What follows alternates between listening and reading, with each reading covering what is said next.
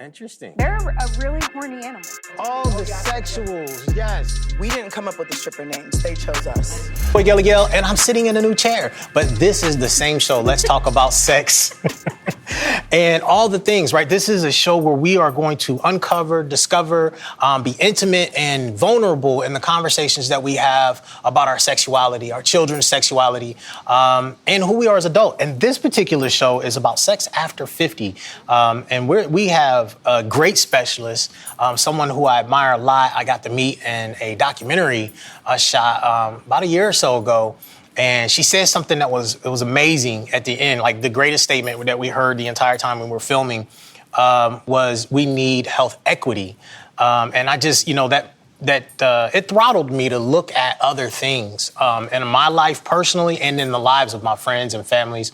And since then, I've gone on to do a whole bunch. But before we get started, as we normally do, I want to make sure the crew introduces themselves, and then we will ultimately introduce our expert as well. So since Amira's not here, I'm just going to throw it over here. I'm taking over the Amira show. This is now the Reese show. I'm in a different chair.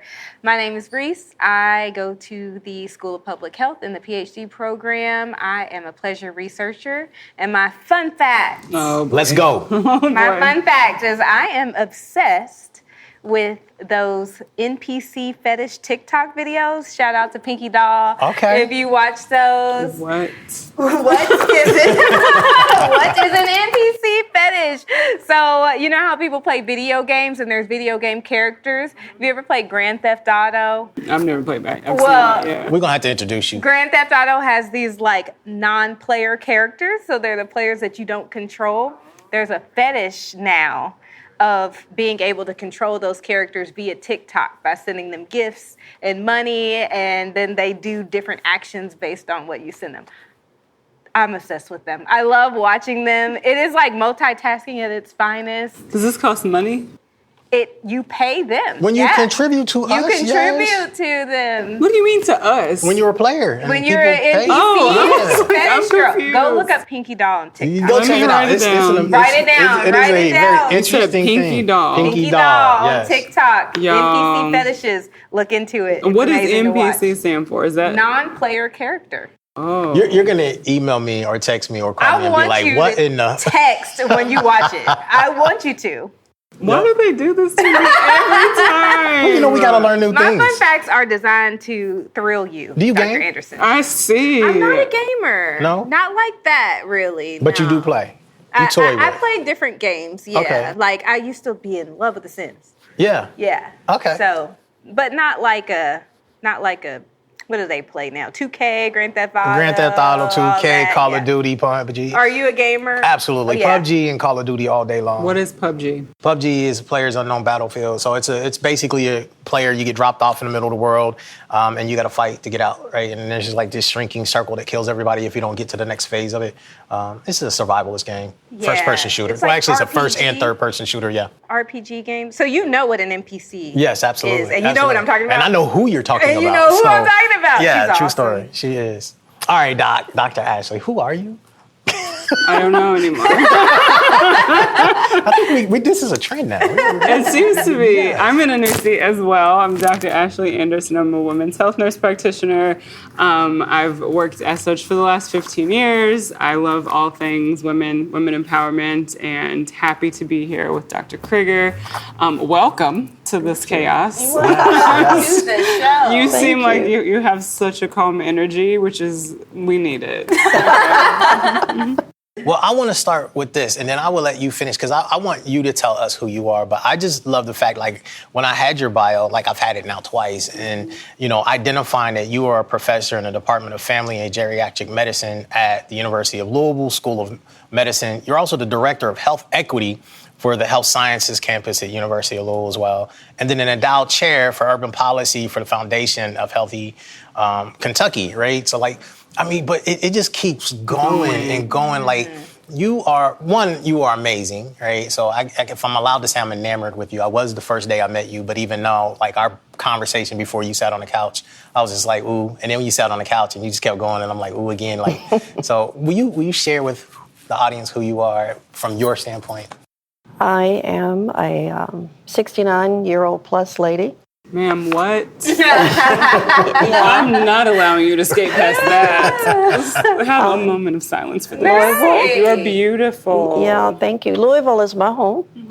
And my fun fact was I was a JCPS science teacher for 8 years before I went to medical school. Oh, wow. Science. Yes. Okay. So what was the charge to go to medical school? I got married at 18, and it was easier to get those A's in education than it was for pre-med. Yes, ma'am. And then I taught, and I figured out how to handle the student problems. And I wrote curriculum, and I was department chair. And one day the excitement, surprise went away. And I thought, let me see, what am I going to do next? Am I going to finish my doctorate in education? And I figured I was going to take as long to do my doctorate in education as to go to medical school, which was what I always had wanted to be when I was younger. Okay. So I went back on the summer and retook my science classes and took the MCAT. And at that point, I was 30. Wow. And set a score. If I could do this, I could compete with the youngsters. Yes, I ma'am. actually took a sabbatical from JCPS, and just in case. And they called me after 2 years, and I said, I think I'm doing okay here. I'm going to stay. And I get the same warm fuzzies from my patients as I did my students. And so it's Yes, a good ma'am. transition for me. I love it. This is also a great example for people who are listening or watching, in that you can change your career and do anything at any moment in time. Like, you just have to make a decision to do something different. And I thank you. I appreciate that message. You know, as we move into this conversation, I'm gonna jump into, because I'm 48 and I think about the things that men go through, right? Trying to give the same reaction. Not the same. But since we have an expert in understanding sex life and all things healthy, and the idea that our grandparents are having sex, you know, we talked a little bit about folks go through divorce, and so there's this latent age, I guess, where they're single now and they're sexually active. And it's a different education space, right? Right. And I'm often curious, as I get to closer to 50, what is my sexual life expectation? And you mentioned something about cardiac arrest, and I constantly am researching ED because I realized that like almost 50% of men between 40 to 50 are going to experience it. And then recently, I thought I wasn't going to say this, my doctor gave me some medication that caused it, and I was like, I'm not taking that. And she looked at me like, well, this is what it is. And I was like, I'm not going to feed one issue over another, and I like this issue. Like, I work, I'm not going to not work because of that. Can we pick that back up, and then let's take it wherever it goes? So from a standpoint of, as we're getting closer to 50, what are things that we have to look out for? What do men and women have to look out for? Well, physiologically, our bodies are changing as we age. And so women are going through menopausal changes, and they may have drier vaginas, and so it's harder for them to engage painlessly in sex sometimes, and they may not have had to deal with that before. For both men and women, as they get older, having an orgasm requires that you are patient, and it may take longer, and you may have to do adaptations to get this to happen. For men, testosterone levels can fall, thyroid levels can fall, that can influence their libido or their performance. And if they view sex with the person that they love as trying to satisfy that person, they may feel very insecure in that relationship because they can't perform the way they think they should.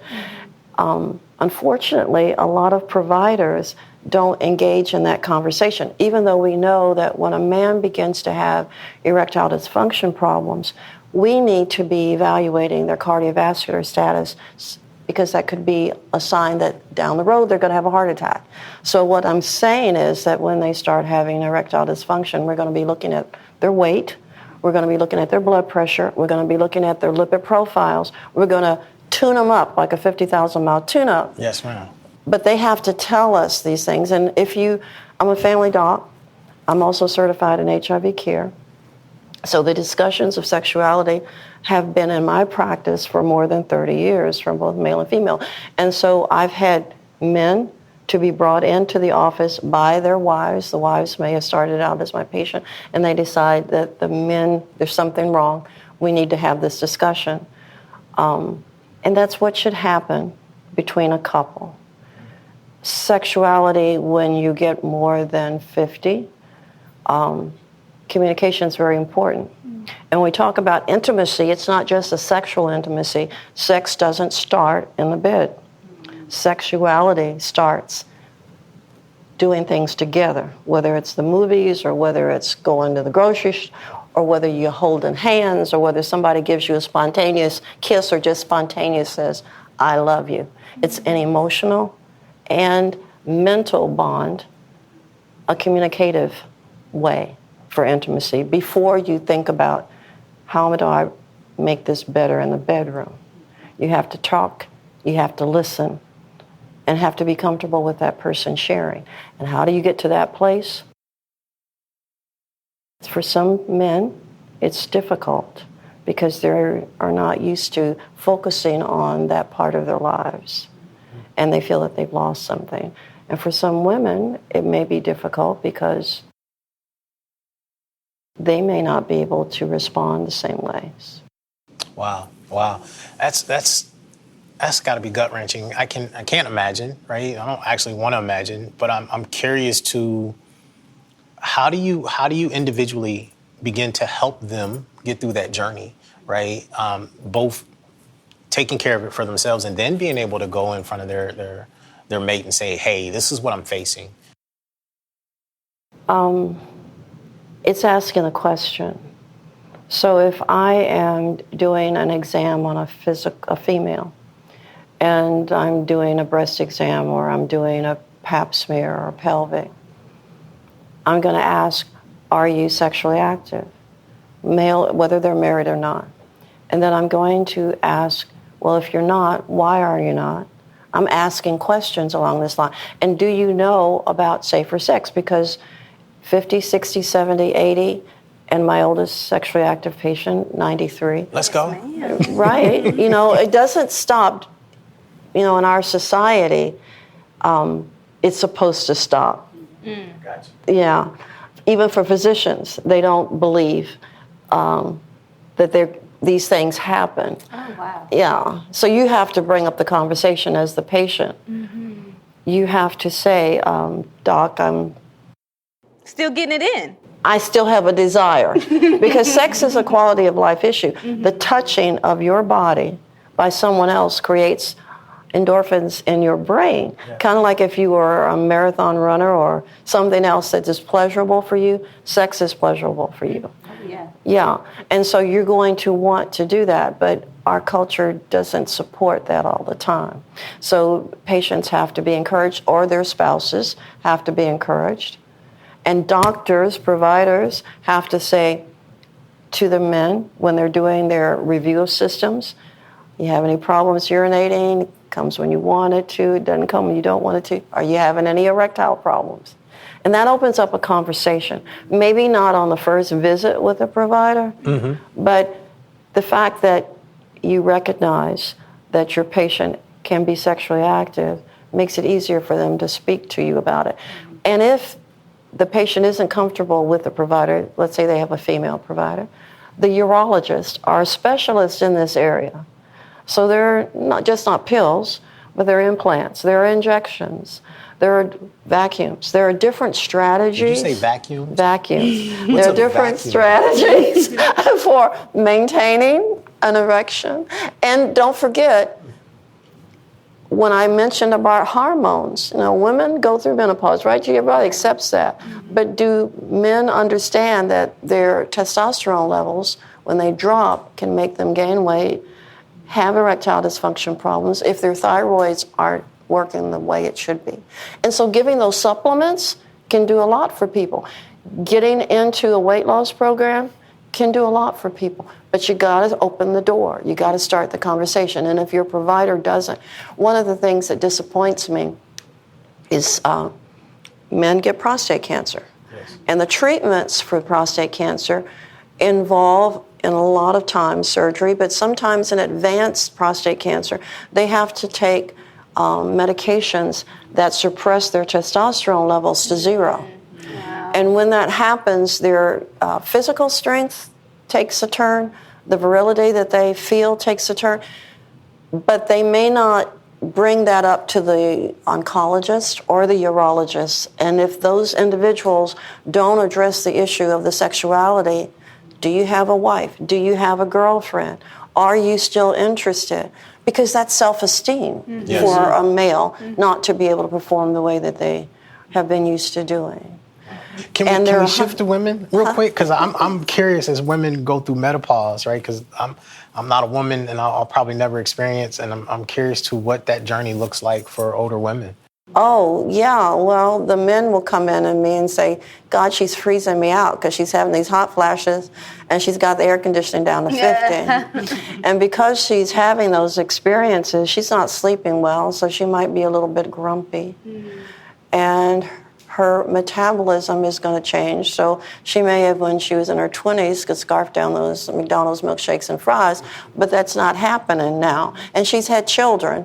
And so body parts that used to stay up by themselves before birth now need adaptive devices, whether that's in a swimsuit or a bra. Adaptive devices. Adaptive devices. That's all about getting older, is being adaptive, being flexible, being open, communicative. Do when women go through menopause, do they typically shut down? Like, do they go through that? Is it the same mental experience as a man who was not? They may be reluctant to tell their provider that it hurts when they have sex. So let's say she goes through her menopause and he's still performing adequately, but then she begins to withdraw because it's uncomfortable for her. And there are things that can help that. But again, that's a discussion that she's not going to get on the 2 a.m. television commercial about making it better. That's a discussion she needs with her provider. So you talked about how you have a little bit of certification in HIV care. So you probably, I'm making an assumption that you see a lot of LGBTQ patients. And I know from a class that I just recently took that we have this emerging LGBTQ geriatric population, so much so that even some nursing homes or long-term care facilities are specializing in just this population. What are some things that those patients need to know as they age that's specific to them? Well, they're sort of unique. Actually, in 2015, half of all the HIVs in this country were over the age of 50. And the CDC considers anyone over the age of 50 a geriatric patient. But when you look at LGBTQ plus individuals in their 60s, 70s, and 80s, they grew up in a time of closeting. You understand what I'm saying? So they didn't tell, and they didn't form the relationships that the youngers have now. Yes, they still desire, like anyone else, heterosexual or LGBTQ plus, whatever their orientation, they still need the physical touch, they still need the emotional and mental intimacy as well as the physical intimacy, but they may have a harder time. They have more isolation. They have fewer networks that can support them. If you look at long-term facilities in general, they can be hotbeds of STDs in a heterosexual population. Because men die sooner than women on the average, and so you may have one rooster in a hen house. And if you got a little bit of dementia in there, It's a pretty busy rooster. it could be, right. We are working very hard in this country to stop the epidemic of HIV, and we've made inroads. As African Americans, we're still accounting for over 50%. When you look at, if you add Hispanics, we're 60 to 70% of the HIV new cases in the last few years. People forget, well, maybe they don't understand, you don't have to be LGBTQ plus to be at risk. And people don't come with A's and H's on their forehead that they're infected. And we have tools for prevention of HIV now. U equals U, undetectable equals non-transmissible of HIV. The rules for that means they have to have an undetectable viral load for 6 months or more, be on durable antiviral therapy, and they keep their appointments with their physician every 6 months. So if somebody says, oh, I've got HIV, but I'm undetectable, so we can have sex, there are other questions to be asked. How old was that test? And are you taking your medicines appropriately? Then there is task, treatment as prevention. That means you want to identify who's HIV positive. You want to get them on medication so that they don't contribute to new cases. Go ahead, Don. So I wanted to shift back to that conversation about how it's sometimes hard for patients to bring this up to their providers. So I want to ask two questions. One, backstory. We, because of this, have on our medical history form questions about, are you having pain with intercourse? Are you have experiencing vaginal dryness? Have you noticed a decrease in libido? That type of thing. So they can just circle it, and then I can bring it up. And so that I find is helpful. My question to you first is, what would be your advice for providers for broaching those conversations with their patients where they may not feel comfortable or fully suited and prepared for that? And then from the other angle, if you're a woman or a man who is experiencing difficulties and really want to seek help, especially after listening to you on this episode, how would you suggest that they go about broaching that topic with their provider? Well, I applaud, first of all, the questions that you're asking your women. Thank you. Because a lot of us have the EPIC electronic medical record system, which doesn't go into those details. And so a provider needs to be able to know the 5 Ps of having to take a sexual history. As I said, asking questions like you've just mentioned are important for opening the door. Asking a male, are you having any problems with sexual performance? Now, the first time I see a male, if I ask that question, they may deny it because there's a stigma and there's a self-esteem that's rolled into it. So it's on me and providers to investigate that because they're of a certain age, to make sure that we don't miss something. If they have those issues, they know that doctor-to-patient relationships are a two-way street. And so you should have a primary that you can talk to. And because I have gray hair and I'm an old lady, I can get away with a lot of things. So I'm going to ask, how do you have sex? Do you participate in vaginal sex, or do you participate in this, men, oral sex? When you have sex and someone performs oral sex on you, are you wearing a condom when someone performs on you if you're a male? If you're performing oral sex on someone else, are they using a female condom or dental dam? Do you perform or participate in rectal sex, and are you receptive or an insertive partner? Because as a provider, I'm going to screen for sexually transmitted diseases. I'm going to teach you what you need to know, but I'm going to go after it at the source of the event. I don't know how else to say that. I wasn't in the diplomatic line in heaven. So I'm just going to, Yes, ma'am. I come out and ask in that way so that I can do adequate screening and teach people the different tests that are needed and how often they need to be done and how you do them. For instance, HIV. Now you can buy an HIV test kit at Walgreens. It'll cost you about $50. Okay. But it's a 3rd generation, and so it'll have a 3-month window, which means it could test negative and you still would be positive within the 3 months of the event. A 4th generation is a shorter window, 3 to 4 weeks. And if you get a viral load testing in your office, the medical office, that can pick it up within 1 to 2 weeks. So it is important that you don't assume that your provider is testing for everything when you come in for a physical. And if you've got concerns, you've got to bring that up. It's important for people to be super informed. Like, half the stuff you just said, I would have never thought to ask. How do people, just in the sense of talking to their doctors, and how do they find the best way to be their own advocates? Like if you don't know, Like how do you, I don't know, I'm just trying to figure out how you navigate that knowledge base. I think because of the way our health system is set up in this country, where you are booked every 15 to 20 minutes, that you need to be very specific on what you want to be addressed in that short amount of time. You can figure out it takes me longer than that to say hi to people. But I'm old and I can get away with that. Yes, ma'am. But 15 to 20 minutes is the normal booking time on a clinical schedule.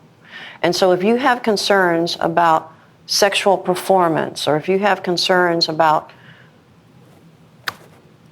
libido, even if you don't feel comfortable saying that to the person on the other end of the phone, let's just say you say lab, when you hit the door and the provider hits the door, doc, I know what it says, this is what I want to do.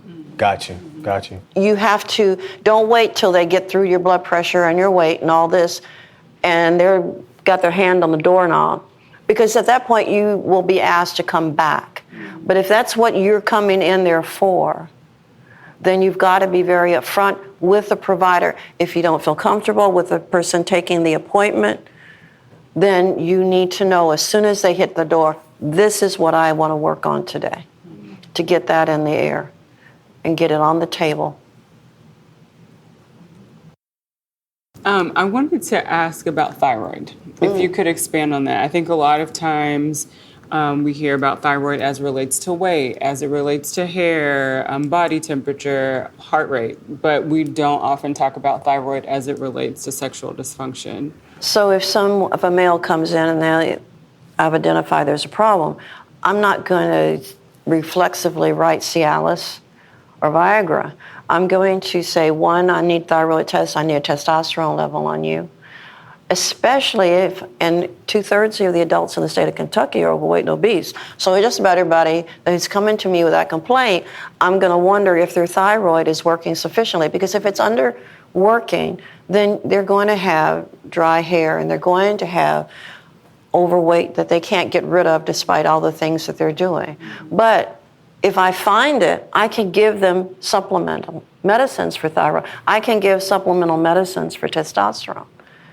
And that can maybe alleviate them having to buy pills or take shots or get implants or get vacuums or get whatever else they're planning on using. And we haven't talked about sex toys. I mean, there are artificial things, adaptive devices for people out there to... Is that the proper term, adaptive devices? No, that's an old lady's term for trying to get people to think outside the box. I got you. So next time I'm out there, I'm going to say, hey, do you have adaptive devices? Yes, we do. Okay, let's go. A woman goes to Victoria's Secret to buy a gown, and she chooses a very sexy gown and has to come out and ask the sales lady for something to hold up what used to stand up by itself. That's her breast. So they'll bring an adaptive device. You can get a swimsuit that I call an orthopedic version that has adaptive devices inside. I love it. So you're talking about doing some investigation, being an investigator versus taking the easy road out and just prescribing something. On both sides of the pathway. Being an investigator on the patient side as to not attributing this to age. Yeah. Don't just say I'm 65 or I'm 55 or I'm 72 and my sex life is over. You can't go anywhere with that. The patient is the general on the battlefield, and the provider, our job is just to figure out what soldiers are needed to win the war. And if the patient general leaves the battlefield, we can't approach it. And then on the provider side, we have to be able to engage with the patient to see what their needs are. For instance, for PrEP, pre-exposure prophylaxis to HIV, there is 211 that the FDA hasn't sanctioned yet, but the CDC has been writing about for the last 2 years, in which you take the pill 2 to 48 hours before the event, and then 24 hours later you take a pill, and then 48 hours after that take a second pill. If somebody's only having sex on New Year's Eve, that's a preventive measure for them as opposed to having to take one pill a day. Now, somebody who's having multiple partners, who is not in a committed relationship where they both have been tested, someone who doesn't know if their partner is HIV positive, someone who suspects their partner may be using IV drugs, that's a person who you're going to need something every day for. Gotcha. And there's so many new things coming down the pike. When you do this in 3 to 4 years, there may be a vaginal insert for HIV prevention. There are so many different things that are going to be, we already have the injectables that are new. People first need to know their risk. People need to know that it is okay for them to be sexually active and to perform, because that is a quality of life issue, but they have to do it safely for them and their partner. Through all the ranges of ages. All the ages. Yeah, you don't see CDC posters that look like me. Right. They're all young. But you have to think about that. And as a family doc on the other side of my world of HIV and family medicine, if somebody comes in with dementia, I've got to figure out, is this because syphilis? Is this because of HIV? Wow. Yeah. So that brings up another question, and I know we're going to have to wrap up here in a second, but you say dementia, and I want to move, I guess, to mental health, right? When you hit menopause, men, women are going through this journey after 50. How much of the issues, how much psychological issues are they encountering as they're going through these changes as well? And what can they do to help that? Well, a woman, when she hits menopause and realizes she can no longer have children, that is a hard thing for them, because that's part of the culture. That's how women were identified. You were able to have children, and people who could not, women who could not, for whatever reason, felt ostracized through the stigma in our culture. So that's something that a woman is dealing with. Wow. Their biological clock. Have I gone through school too long and I've waited too long? Men can foster children, 80 years old. Your sperm don't die out, but the eggs in women become problematic after a certain age, even if they took their eggs out and decided to have a surrogate mother. Aging is wonderful. I wouldn't go back to be 16 for all the tea in China, because I think I'm a bit older and smarter and wiser now. And you get to an age, can you remember when you were 18 and you think, I can be anything I want to be? Yes. Well, when you hit 60 and 65, that same cycle happens again. And because you're getting close to retirement, and all the dreams that you may have put on hold, you can see them coming again to you. So by 2050, people routinely are going to be living till they're 100 years old.